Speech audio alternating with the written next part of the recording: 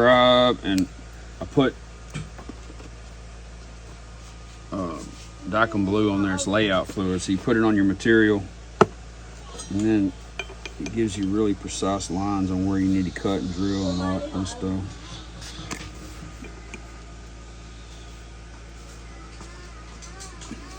And for me, I always try to go just inside my line and then file to my line instead of trying to go right up to it to begin with.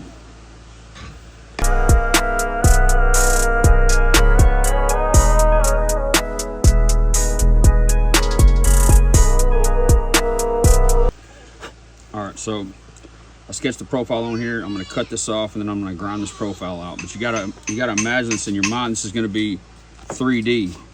So that's gonna be the shape looking at the profile if the blade's running this way, looking this way.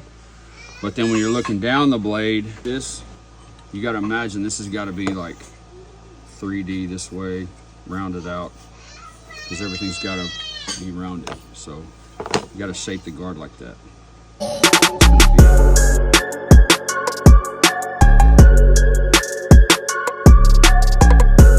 So now I have it laid out this way, looking down the handle, and now I have it laid it out this way, looking, if the knife is laying like this, the handle's over here. See, it look like that. And then if you're looking this way, instead of having to take a punch and worry about getting in the center and going down the center of the guard and all that kind of stuff, Ricardo Villar taught me this trick where you take a straight edge, you take a hacksaw blade, and then you just go right down the center and you cut a little groove right there down that square, that hacksaw blade.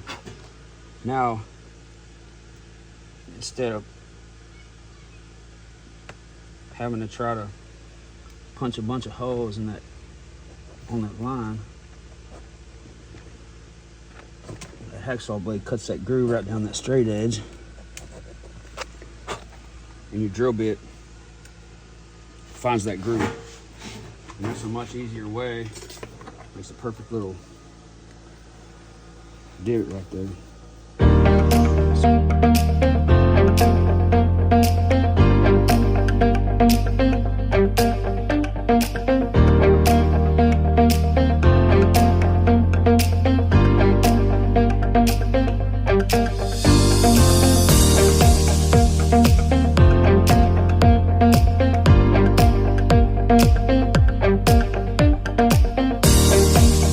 So I got two choices here. I can make my hole in my guard bigger, or I can make my tang smaller.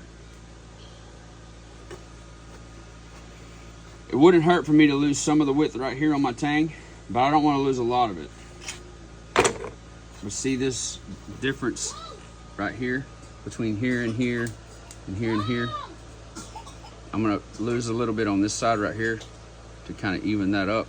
And it'll also give me more room to grind when I'm grinding in my bevel right here, or my rounding when the handle where the handle meets the guard. It'll give me more room to grind without grinding up into my tang. Because if it's too close right here, then when I'm grinding my handle and contouring it, it'll get up in there and poke a hole in my handle, and that ain't good. So I'm gonna go cut this down a little bit.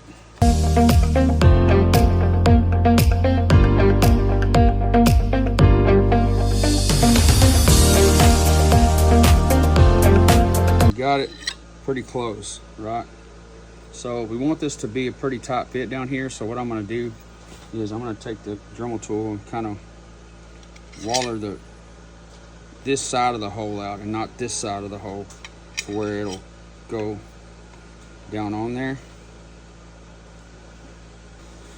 So that's what I'll do now, because the whole thing is not like, I could beat that down on there and that brass is pretty soft, but I'm gonna pull some down right here and then waller some out right there, and then it'll go whoop, right up there, And it'll be flush because I already got that filed down where it's flat right there. And it'll be so pretty. Slide it on, see if she fits. Boom. There it is, ladies and gentlemen, boys and girls. That's what you want your guard to look like. You want it to be flat against the Ricasso, no light in between. We did it, ladies and gentlemen. Woo!